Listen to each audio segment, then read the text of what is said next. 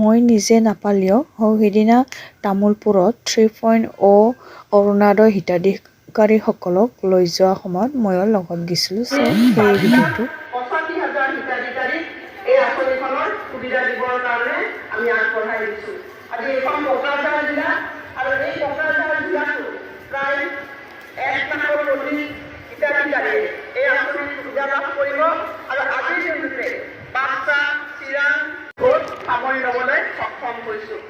আজিৰ দিনটো আমাৰ বিটিয়াৰবাসীৰ কাৰণে বিশেষকৈ মহিলা সবলীকৰণৰ ক্ষেত্ৰত এটা অতি বলিষ্ঠ দিন।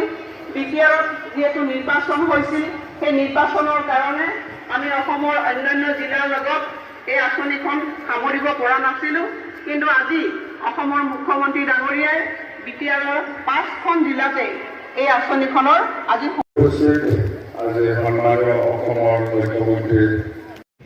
আৰু এনেধৰণে সকলোৱে ভালে কুশলে ঘৰলৈ উভতি আহিছোঁ।